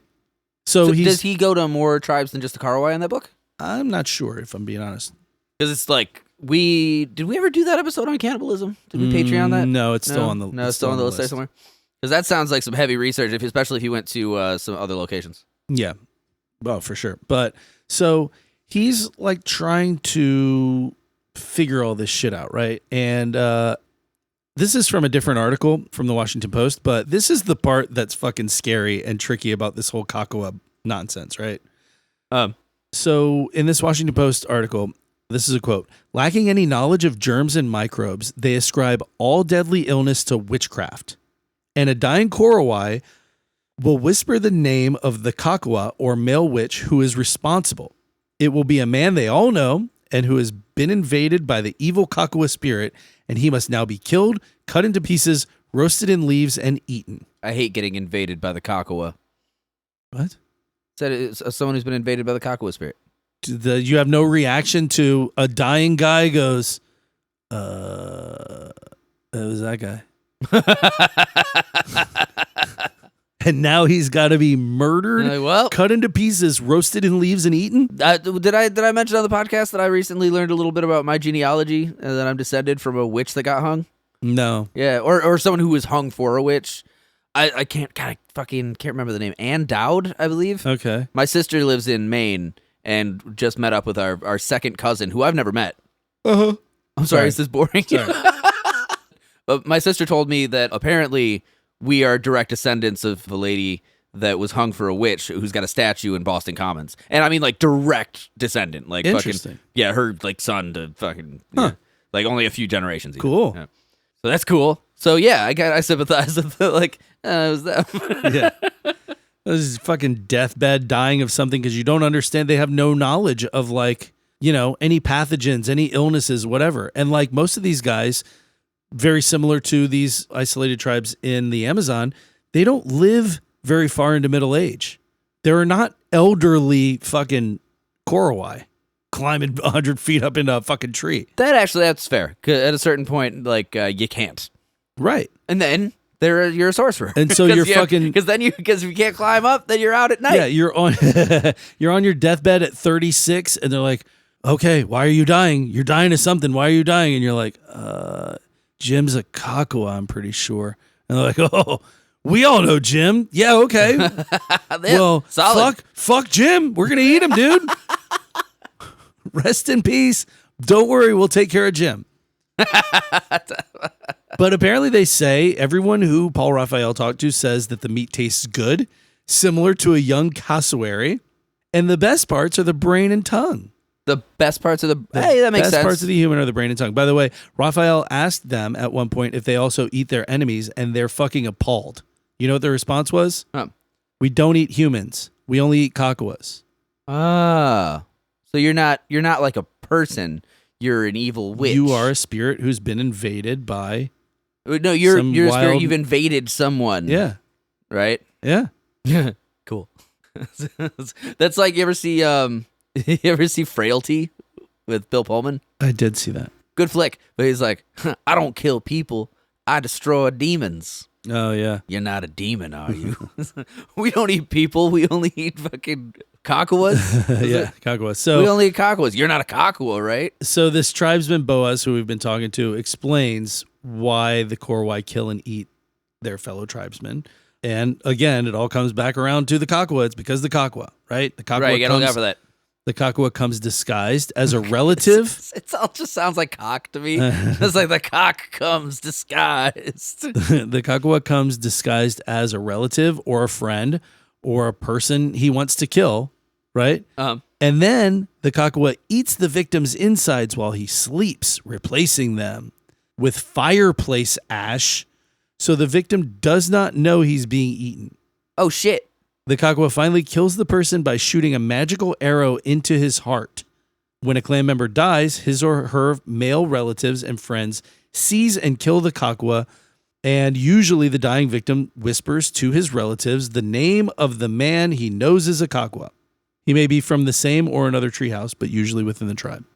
It's routine for them to whisper the name of a person. Yes! Every time somebody's dying of not a very obvious, like, oh, he drowned or he fucking did, like, if somebody's just dying of natural causes or of an infection of some sort that they don't know how to treat. But, like, okay, so what's the logic there? Because they don't know that they're being eaten because of the fireplace ash, right? Which is crazy. Right. But, like, if a khakua is invading your body, he's eating you from the inside while replacing your insides with fireplace ash, so you don't even notice. Then he shoots a magic arrow through your heart, and now he's got full control of you. Is it like an invisible arrow? No, Riley, it's a visible fucking magic arrow. I mean, in context of the story, is it like it's an invisible, crazy, but it's like a magic arrow that has no form? I don't know. I'm not sure. I don't know. It sounds dumber and pissed to me, but I'm not a native, so I don't know. This is a really fucked up story. On the last one, we were talking about how lovely it was that fucking some villagers in the Amazon could see a water spirit that like the white man and couldn't breastfeed But- sick monkeys. see. Yeah, but now I'm talking about what magic arrows and fireplace ash. These guys are fucking dumb. So this one's kind of sad. So this is them talking about khakua eating as, quote unquote, part of the system of justice, right? So this is while Paul Raphael is with the clan, right? A member of I think it's Paul Raphael's guide, right? This Kembaran guy brings to the hut a 6-year-old boy named Wawa. Gotta have a Wawa. God damn it, I knew it was coming. I wasn't gonna do it, but you fucking pressed it with your comedically timed pauses. Because I felt like it was a sandwich joke was coming or something. So he comes with a 6-year-old kid who is naked except for a necklace of beads. Unlike the other village children who are boisterous and smiling, Wawa is withdrawn and his eyes seem deeply sad. Kembaran wraps an arm around him and he tells Paul Raphael when Wawa's mother died last November, we think from tuberculosis, right? She was super sick, coughing and shit like that. People at his treehouse suspected him of being a khakua, her 6-year-old son. God damn. Well, I guess they can invade whatever. His father died a few months earlier, and they believed that Wawa used sorcery to kill them both. His family was not powerful enough to protect him at the treehouse, so his uncle escaped with Wawa, brought him to, one of these villages that's sort of integrated. He's got family there, and the family can sort of protect him better there. And yeah, he's 6 years old. He doesn't even fully understand. Like, his relatives have tried to tell him that, hey, the clan wants to fucking eat you because you're a khakua and fucking murder you, chop you to pieces and eat you. And they're like, he doesn't really understand that he can't go back to the treehouse because he'll be killed. Like, they'll probably wait until he's like around 14 or 15. But can you imagine? You're like, he's a khakua, but we'll let him live for another fucking 9 years and then we'll chop him up and eat him. What is that? What that is? Yeah. They're like, we'll let him live for a while. Yeah. They said that this is the tribe. This is the one guy from the tribe saying they'll probably wait until he's older, till he's about 14 or 15 years old. But yeah, they're going to... Wait, do you mean like if he went back to the village? If he went back to the treehouse. Okay, because I'm thinking like, I brought him to his family in this other village, and they're a little more lenient, so they'll probably let him like chill out for a while. And even from there, they're taking him to a different town, place called... What if like... Yafufla? All right, here's a quick story in my head. So he's whisked away, raised by his uncle. They never tell him about the khakua situation. And then like he's educated in Oxford or some shit. Say he becomes like full-grown... like modern day man who's got an iPhone and shit. But he's like, I know where I've come from. And one day he goes back to his village when he's like 30. And one person's like, oh, I remember you, motherfucker. And then they eat him. I mean... That's like a little Tales from the Crypt right there. It's crazy. So I have one last story. This is my one last story here. Right? My question is, do you outgrow the khakua thing? If like you were... Is there a way Can that you cast the khakua out, or is he there like an out, or is he just like, no, that's it, man? I think you're just a khakua. Whoa. At least they've got a code where they're like, well, we can't kill a 6-year-old khakua. I mean, Jesus, what are we, monsters? But I mean, the demon spirit's already old, right? And we know from history that if you got a problem with somebody, you got to kill the kids. That's true. Well, they don't. They have a problem with the kid. See, because his mom and dad both Here's died. what's going to happen. The kid goes, he gets raised somewhere else, comes back after hearing about this, but with a vengeance, wipes out the whole tribe. He ends Turns up out training he was under a Ra's al khakua Ghul. all along. Yeah, he trains under Ra's al Ghul. He comes back with a... It's just lust like for Frailty. Spoilers for the 28-year-old movie. I was going to Frailty. say, that's an old-ass movie. I don't know how old it is. It's got to be 20-something years. Yeah, it's late 90s. Yeah. Maybe early 2000s, but I feel like late 90s. Yeah. Definitely early 2000s, because I had it in the Turns early out that 2000s kid's a on DVD. khakua, so look out. So this is my last story, and this is a bit of a wowzers. This is Paul Raphael again. He's been trekking and hiking and hanging out and, heading to this town of Yafufla where they ended up sending Wawa to be safe, right? Every name that you've said so far sounds like a fucking Pokemon, by the way. I'm not trying to be insensitive to the child, but it's like Terrible. Yafufla? Well, we're about to talk about Kili Kili. Go, Keely. So they go out to this hut, right, over by the river, and they're like making a little fire, and two men come out through the woods. One's actually wearing shorts. The other guy's naked, right? Save for a necklace of prized pig's teeth and a leaf wrapped around the tip of his penis.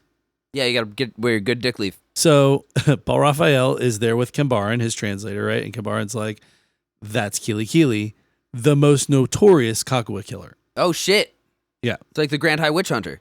The other guy that's with him is a guy named Bailam, and he just walks up and pulls a human skull out of a bag. Yeah. Sometimes you got a bag of skulls. That's your magic bag. This skull has a big fucking jagged hole on the forehead, and he proceeds to tell Kambaran that this is his most recent khakua that he's killed. And, says, yeah, I used a stone axe to just split his skull open so I could get to the brains. It's the brain's the best part. Yeah. And he says, he was one of my best porters, cheerful young man. And he hands it to Paul Raphael. Paul Raphael's like, I didn't want to touch it, but I also don't want to offend him. So, like, here I am holding a fucking skull of a recently fucking killed man who got eaten by these guys standing in front of me. God damn it. You know what? The only... That's got to be crazy. The thing that pops into my head directly, because you know me pretty well. I do. Right? I immediately take that skull and I point it to him and go, hey, how you doing? It's a khakua! It kills you. I just open the little mouth and just, hey, buddy. Yeah, and you're just such a good ventriloquist, and they don't understand ventriloquism, and they're just like, oh, God. The khakua spirit was still trapped in the skull, and it just entered that guy and ate all of him and replaced him with ash, and now he's going to kill us. Or they're just a little peckish, and they're like, khakua. So they get to talking, right, and sitting at the campfire, and Bailam tells him that he doesn't feel any remorse. His quote is, revenge is part of our culture, so when the khakua eats a person, the people eat the khakua. It's normal. They eat him for revenge. Yeah, he said, I didn't feel sad when I killed Bunop, even though he was a friend. By the way, this is where the term, I don't know if you've ever heard long pig. Oh, yeah, I'm familiar. Long pig is long the pig, Korowai. yeah. That's the Korowai term. It translates to long pig. And so Paul Raphael brings up the whole long pig thing and say, we've heard that you guys call it long pig because it tastes like pig. And Bailam's like, no. Human flesh doesn't taste like pig. It tastes like a young cassowary. Oh. Yeah. He does say that at a khakua meal, it's the men and women from the tribe. Children are not allowed to attend. But they eat everything but the fucking bones, teeth, hair, fingernails, toenails, and penis. They don't eat the penis. They don't eat the penis. Huh. Save that. I'm surprised by that. Save that. Maybe it's like just got too much cartilage in there. I don't know. But Bailam says, I like the taste of all the body parts, but the brains are my favorite. And then Kili Kili nods in agreement. Yeah. By the way, brains are pretty fucking By the good. way, they've been sitting at this fucking campfire for a while, and this is the first indication that Kili Kili has made that he's not a goddamn possessed khakua. He's just been sitting there in silence, and the first thing that he did was his cousin's like, oh yeah, brains are the best part, and Kili Kili's like, yeah. Sitting in silence the whole time. So they get into sort of the process. The meat of it, as you will. Yeah. The meat and potatoes. Do they eat the You can eat potatoes? the So they eat the potatoes, balls. don't eat the meat. They eat the balls. Apparently. Cool. Cool. Well, so I've seen enough Fear Factor. Like I can picture. I just like contextualized information so that I, Right. picture the weird rubber Super Ball texture of just. So they're getting into all this, right? And they're explaining the process, and so they're like, yeah, when If a khakua, that Super Ball like texture reference just like made sense to you guys, gross. you were fucking autistic, okay? Because you were chewing on Super Balls in class in 1997. Everybody chewed on a Super Bowl at some point. You know how they split and the texture is like, yeah. So when a khakua is a member of the same clan, right? They bind him with rattan. It's always a man. A khakua is a male sorcerer, right? Like rattan furniture. They bind him with rattan, the shit that you make rattan furniture. Oh, yeah. Fucking reedy, like hard shit, right? So they bind him with rattan and take him a day's march away to a stream near the treehouse of a friendly clan. When they find a khakua too closely related for them to eat, they bring him to us so we can kill and eat him. Oh, that's nice. That's nice. That's a nice exchange program. They're like, it's my sister. I don't want to. eat my own son. Can you guys eat him? You guys eat this one. You just send us over the next one you get. So Bailam says he has personally killed 4 khakua. Oh, that's not that bad. And then Paul Raphael's like, what about Kili Kili? Bailam laughs and says he'll tell you the names of 8 khakua he's killed. And if you come to his treehouse upriver, he'll tell you the names of the other 22. So he claims he's killed 30 khakua. Fucking people. I would argue this guy just likes to eat people. It's just fucking Ed Gein of the jungle. Yeah, I mean, at some point, it's just like, yeah, well, do they just call him? They're like, hey, Keely. methinks he doth enjoy killing khakua too much. The most notorious khakua killer. It's always Keely fucking. Does he get like the? God, how fucking often is this happening though? Like once a year? I don't know. Apparently, Keely Keely's always first with his hand in the air. Because that guy says he personally has killed 4. 4. And he's not like a notorious killer. So Keely like Keely is the most at 30. But I gotta say, do they like, hey, we need you to come over here and kill this guy because he's a cockatoo or whatever? Maybe, I don't know. It's like, hey, we got a fresh cowabunga for you to axe. Come on down. God. But so somebody pisses you off, you're like, oh, and you send for Keely Keely. Like, so Paul Raphael asks what they do with the bones, since they said, we don't eat the bones. He said, we place them by the tracks leading to the treehouse clearing to warn our enemies. But the killer gets to keep the skull. After we eat the khakua, we beat loudly on the treehouse walls all night with sticks to warn other khakua to stay away. As they're walking back to the hut after this, Kambaran, the translator, confides to Paul Raphael that years ago, this is what he says, years ago when I was making friends with the Korowai, a man here in Yafufla told me I'd have to eat human flesh if they were to trust me. He gave me a chunk. It was a bit tough, but tasted good. yeah, well, what are you going to do? So Paul Raphael finds out the guy that he's been having as a translator the whole time was... Yeah, it's a buddy, whatever. A little bit of person. Have a chunk. You want us to trust you? That doesn't bother me much, honestly. Because, whatever, I guess religious hang-ups are attached to that sort of a thing is like a sin. It seemed like nothing to me. I don't see anything particularly morally wrong with eating a person. I guess maybe killing them with a stone axe is a bit much. Yeah. But I'd take a bite. Whatever. I wouldn't... Listen, if I'm in a situation where I'm going to offend somebody, I'm going to take a bite just in the interest of self-preservation. Honestly, if I was... listen, if they're like, hey, if you want some, fine. If you don't, it's okay too. It's like... Maybe this is just because I want to sound edgy. All right, but if I'm there and they're eating up a guy and they're like, I'd probably go like, I'll take it. Okay. Yeah, I don't know. What do you got? Calf meat over there? It's like a little bit. I heard the brains are good. And the tongue? You got either one of Dude, those? What if they offered some brains? What if they brains or they'd tongue have off? like the screw top skull, like the fucking monkeys from Indiana Jones, the Temple of Doom? Like, chill the monkey brains. Oh my God. So they go into a little bit of the Bailam killing his porter, Bunop, right? R.I.P. Bunop. Right? And so he's saying, like, just before my cousin died, he told me that Bunop was a khakua and was eating him from the inside. So we caught him, tied him up, took him to a stream where we shot arrows into him. Bailam says that Bunop screamed for mercy all the way, protesting that he was not a khakua, but Bailam was unswayed. He's like, that's exactly what a khakua would say. That's exactly what I got. And Bailam says, my cousin was close to death when he told me, and he wouldn't lie. He told me what? That Bunop was the khakua. Oh, I see. I get you. I thought you were saying like Bailam had to kill Bunop because his cousin I had died. I had in my head that like Bunop was pretty close to telling to death when he told me he wasn't a fucking khakua, and he wouldn't lie. So we just we had to just eat him anyway. The cousin who implemented Bunop in the whole khakua conspiracy, he's saying he was close to death and he wouldn't lie. So Bunop's definitely a khakua. I don't care what he's saying as I drag him to the stream. And then pump him full of arrows? Yeah. Jesus Christ. Also at the stream, he used a stone axe to chop off the kakua's head. I mean, yeah, I feel like the stone axe to the head is like probably the most humane way to just do that, though. Because like, you just a quick chop, chop, chop, you could get through his skull pretty quick. But fucking popping him full of arrows by the river? Woof. I think that's how they killed him. And then after he was dead, they cut off his head. And then he said he held it up in the air and turned away from the body. The others chanted and dismembered Bunop's body. Then they had lunch. Yeah. He said, we cut out his intestines and broke open the rib cage, chopped off the right arm attached to the right rib cage. So they just quartered him. The left arm and left rib cage, and then both legs. He said the body parts were individually wrapped in banana leaves and distributed among the clan members. But he said, I kept the head because it belongs to the family that killed the khakua. And he said, we cooked the flesh like we cook pig, placing palm leaves over the wrapped meat together with burning hot river rocks to make steam. Just like you do like at a pig roast. Yep.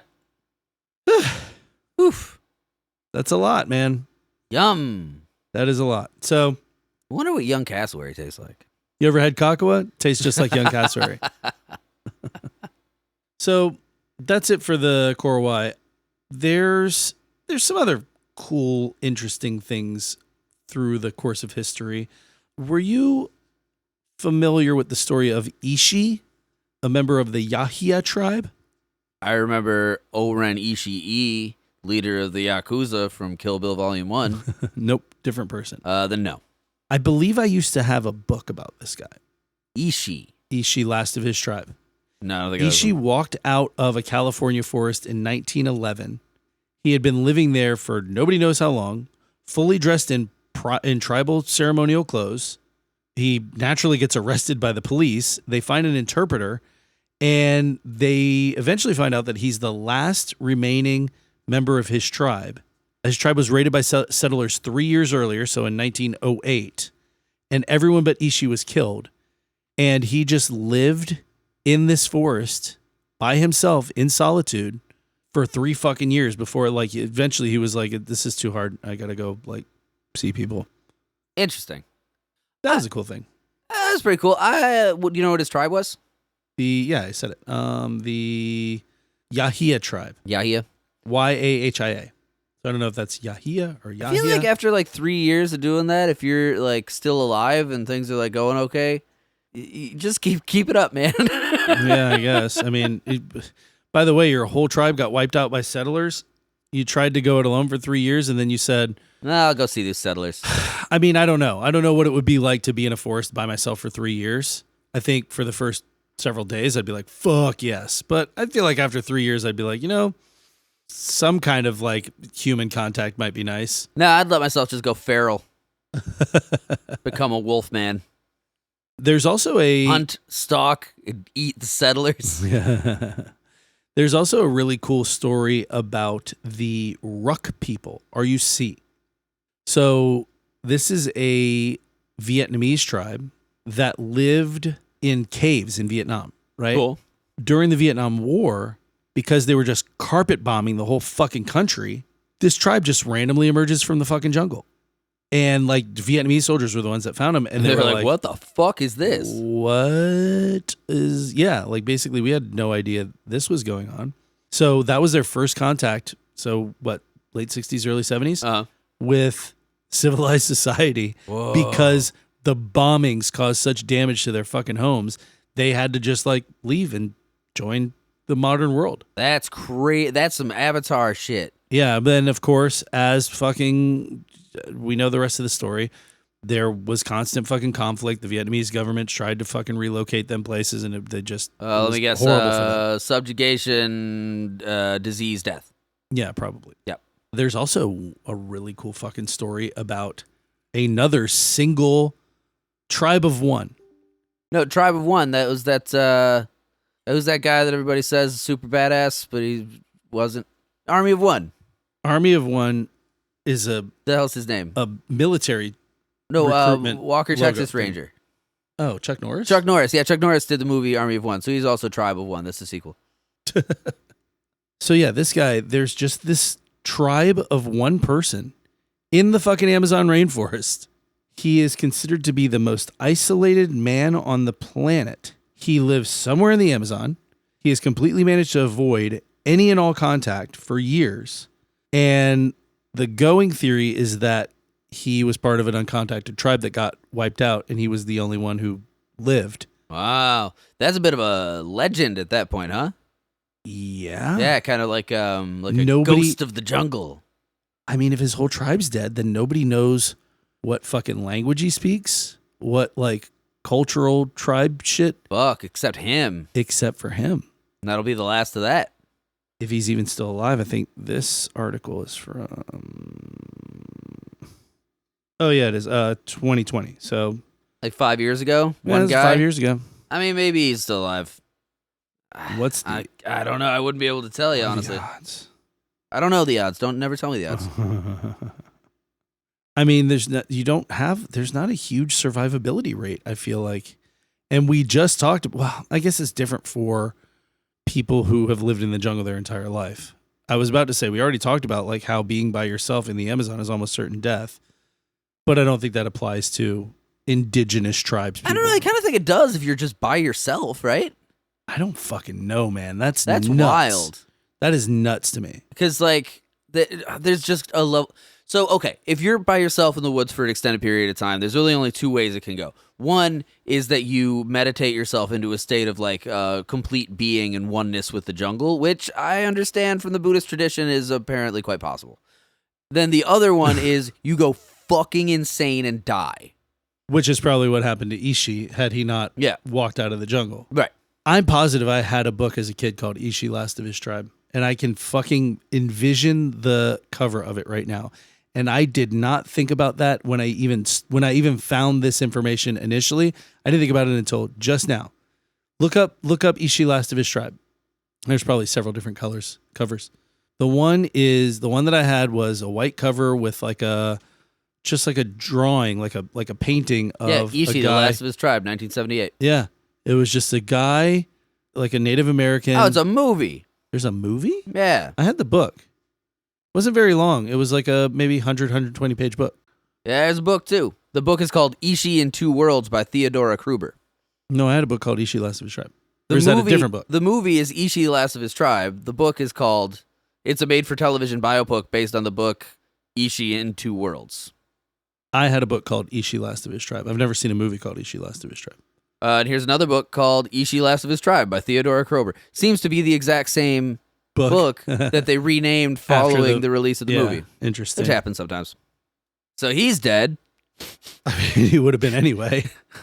Well, this two-parter has been profoundly depressing in so many ways, with the exception of all the cannibalism stuff. That was a lot of fun. Thank you guys for tuning in to Delete Everything podcast starring Patrick Wall and Riley Dexter Bowen. This has been that. I love that almost 50 episodes in, you still try to do the outro and don't. Wait, almost 50 right. episodes in?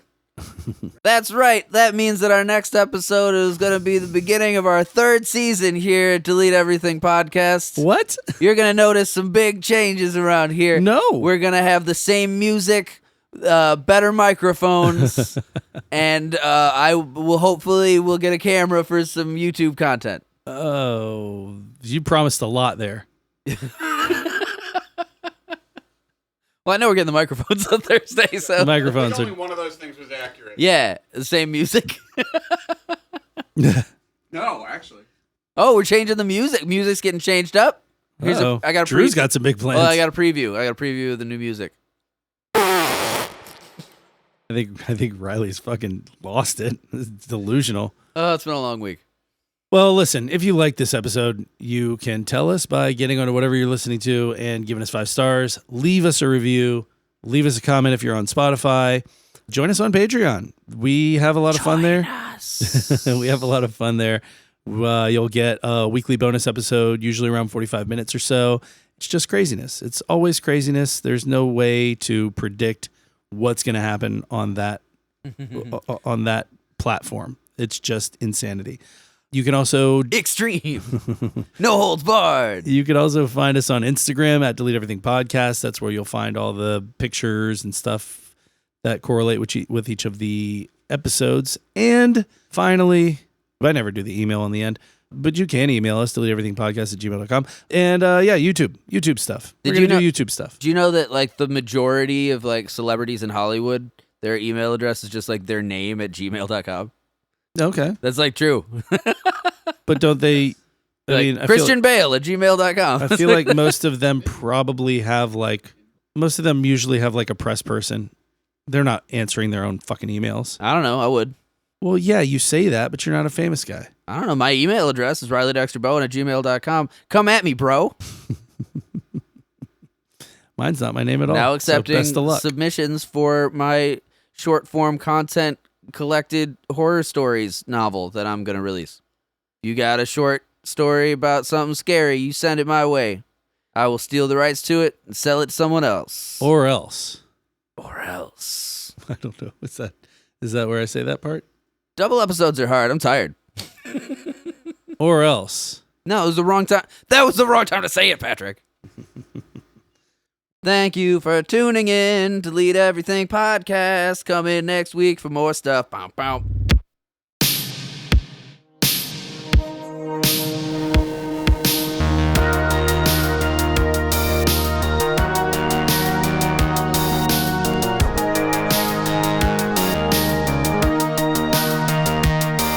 I told you that one's too big for you. Your penis is swimming around in it.